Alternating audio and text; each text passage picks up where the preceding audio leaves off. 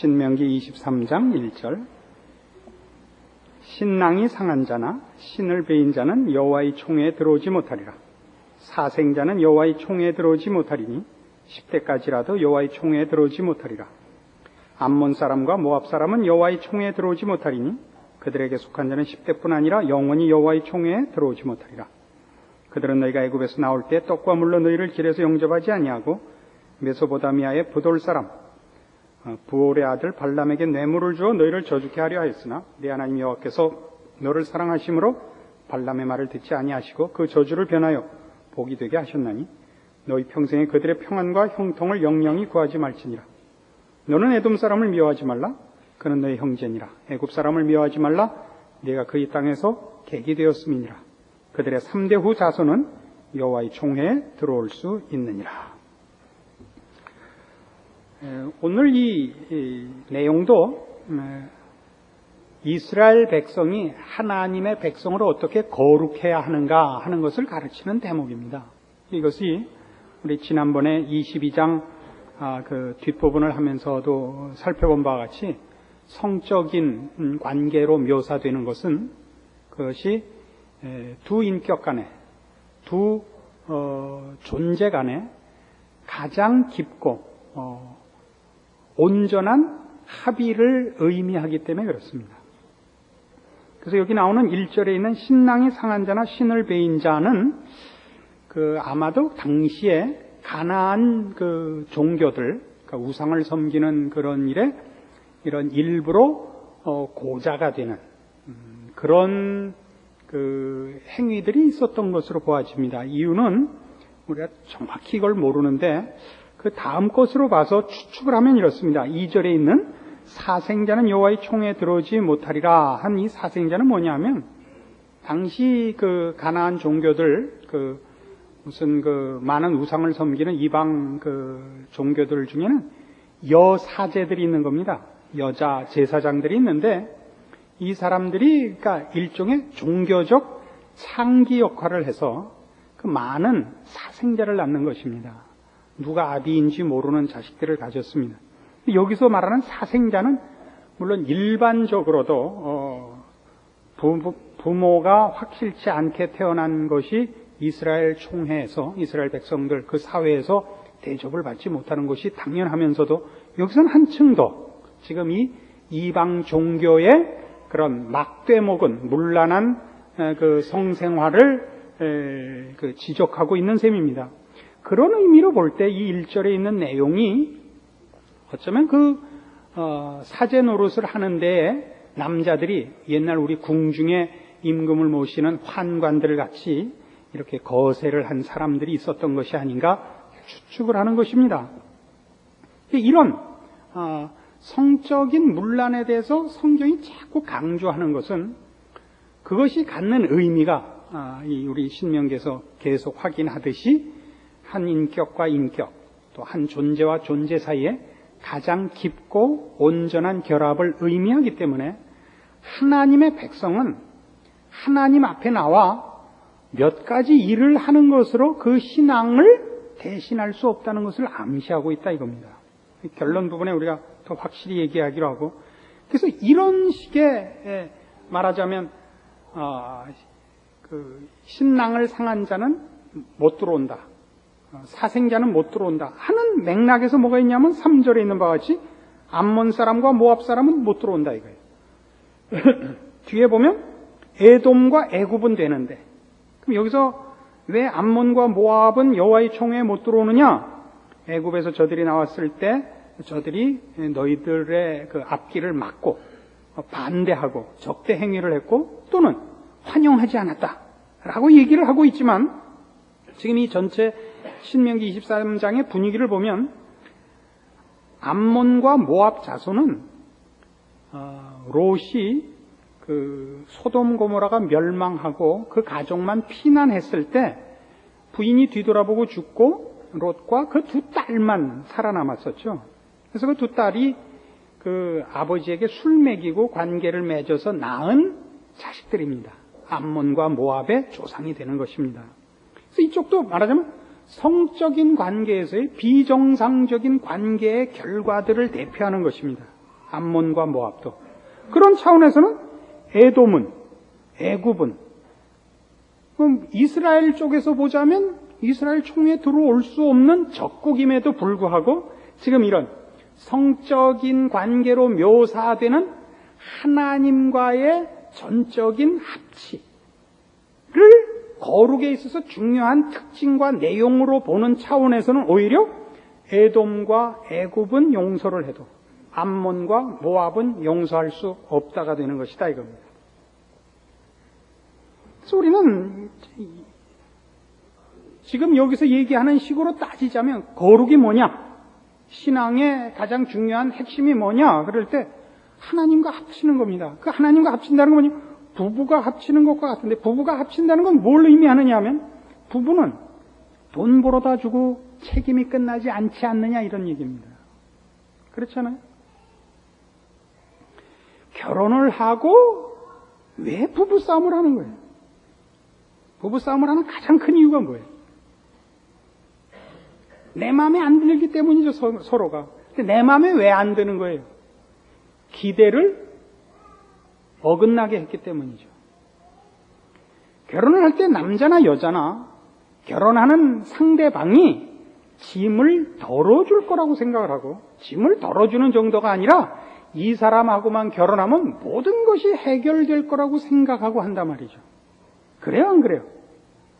아니, 처음부터 알아봤어요? 그래서 결혼하고 나서 제일 많이 쓰는 말이 뭐예요? 속았다. 그럴 줄 몰랐다 하네요. 거기서 말하는 속았다, 그럴 줄 몰랐다는 상대방이 속인 게 아니라 스스로가 속은 거죠.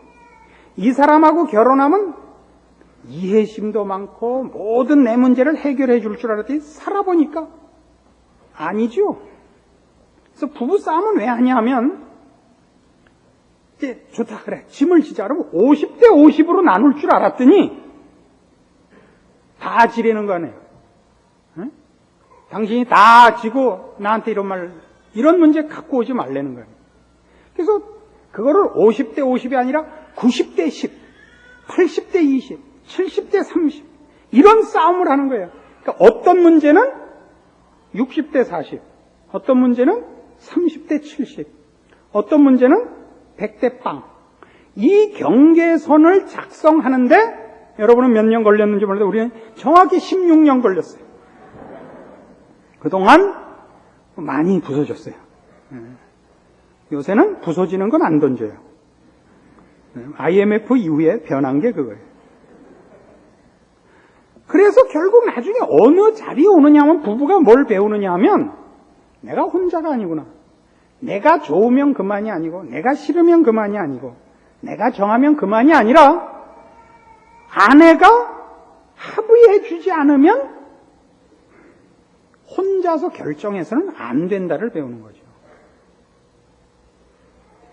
남자가 아무리 좋아하는 일도 부인이 싫다면 안 해야 되는 거예요. 아내가 아무리 좋아하는 일도 남편이 싫다면 안 해야 되는 거예요.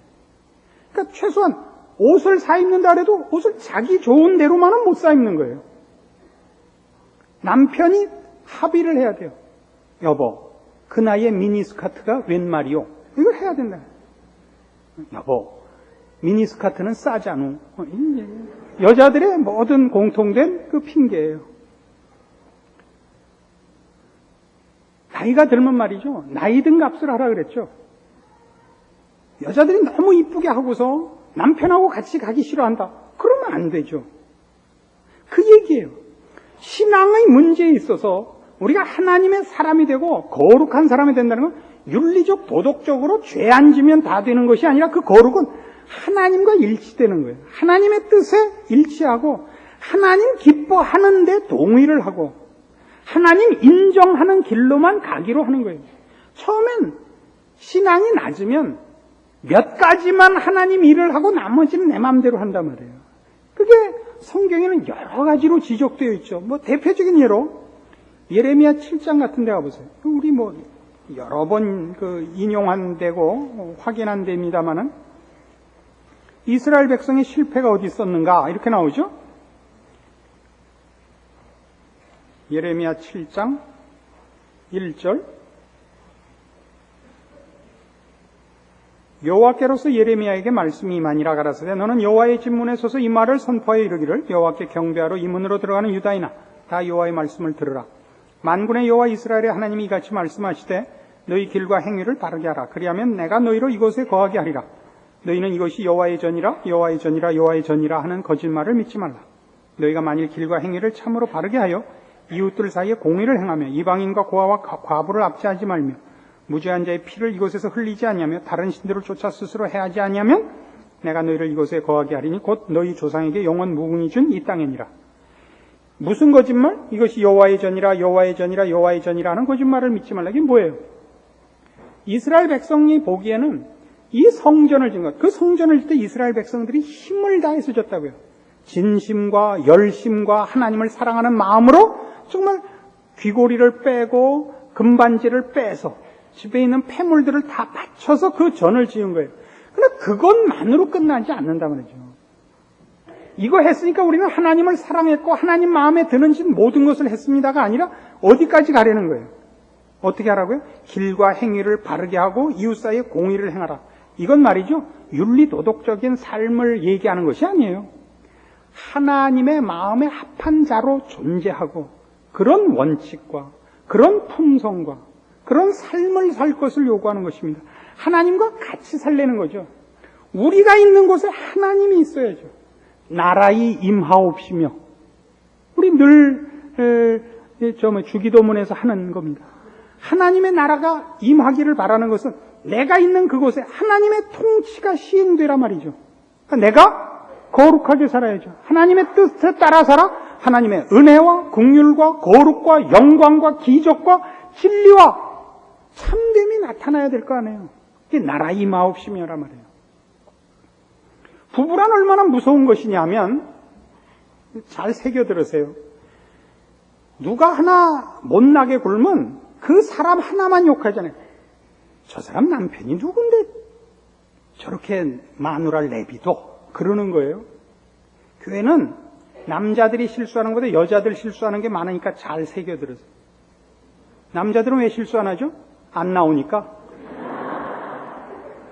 교회에 나와야 실수를 하든 말든 하죠. 자식이 잘못하면 쟤네 부모가 누구야? 그러듯이 누가 하나 잘못하면 남편이 꾸깃꾸깃한 와이셔츠 입고 나면 뭐라 그래요? 저 마누라 뭐 하는 거야? 그런단 말이에요. 그래요? 안 그래요? 몰라요? 부부란 그런 거예요. 그게 하나란 말이죠. 하나님 그렇게 우리를 부르신 거예요. 우리를 하나님의 자녀라는 이름으로 부름받게 하시는 거예요. 내게서 하나님이 영광을 받기를 원하신다는 것은 내 창피 당하는 중에도 나를 버리시지 않는다는 뜻을 포함하고 있고 하나님은 우리를 향한 사랑과 우리 편을 드는 데 있어서 하나님 쪽에서 창피하거나 이해관계 때문에 우리를 외면하는 적은 없어요. 그럼 우리는 어떻게 한다고요? 몇 가지 종교적인 행위로 우리 일을 다 했다고 생각을 한단 말이죠. 뭐하고 같아요? 생활비 갖다 줬잖아. 이걸로 다는 아니죠. 우리가 자식에게 너 용돈 많이 줬잖아. 이걸로 자식한테 책임을 다 했다고 할 수 없는 것과 같죠. 지금 그 얘기란 말이죠. 성경이 자꾸 이런 식의 성적인 관계를 얘기하는 것은 부부 관계가 갖는 그 깊고도 서로가 서로에게 100% 의존적이며 분리될 수 없는 관계를 얘기하는 것이란 말이죠. 거룩함이란 그런 거예요. 하나님의 거룩하심에 우리가 참여하기로 되어 있고 거기로 부름받은 그 복이 무엇인지를 안다면 그것은 영광이요 특권인 동시에 얼마나 커다란 책임인지 모르는 것입니다. 우리는 우리 혼자 자신의 인생과 결정과 반응을 자신만의 명예나 능력으로 책임지지 않는다는 사실을 알아야겠고 그런 차원에서 우리는 모든 문제에서 하나님과 결합된 자, 하나님의 자녀라는 이름으로 존재하는 자로서의 반응과 책임을 인식하고 결정을 해야 된다 이거죠. 이사야 58장 같은 데 가보시겠어요? 이거 우리 이스라엘 백성의 불신앙을 지적하는 부분이지만 동시에 그것이 뭘 의미하는가를 이런 차원에서 볼 수 있단 말이죠. 이사야 58장 1절. 크게 외치라, 아끼지 말라. 네 목소리를 나팔같이 날려 내 백성에게 그 허물을, 야곱 집에 그 죄를 구하라. 그들이 날마다 나를 찾아 나의 길 알기를 즐거워함이 마치 의를 행하여 그 하나님의 규례를 폐하지 아니하는 나라 같아서 의로운 판단을 내게 구하며 하나님과 가까이 하기를 즐겨하며 이르기를 우리가 금식하되 주께서 보지 아니하시면 어찌미오며 우리가 마음을 괴롭게 하되 주께서 알아주지 아니하시면 어찌미니까 하느니라. 보라, 너희가 금식하는 날에 오락을 찾아 얻으며 온갖 일을 시키는도다.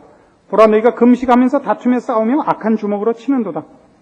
너희의 오늘 금식하는 것은 너희 목소리로 상달케 하려 하는 것이 아니라 이것이 어찌 나의 기뻐하는 금식이 되겠으며 이것이 어찌 사람이 그 마음을 괴롭게 하는 날이 되겠느냐. 그 머리를 갈대같이 숙이고 굵은 배와 재를 펴는 것을 어찌 금식이라 하겠으며 여호와께 연락될 날이라 하겠느냐. 나의 기뻐하는 금식은 흉악의 결박을 풀어주며 멍에 줄을 끌어주며 압제당하는 자를 자유케 하며 모든 멍에를 꺾는 것이 아니겠느냐. 또 줄인 자에게 네 식물을 나눠주며 유리하는 빈민을 네 집에 들이며 벗은 자를 보면 입히며 또 네 골육을 피하여 스스로 숨지 아니하는 것이 아니겠느냐. 이게 다 뭐예요? 하나님 되심의 큰 특징은 뭐예요?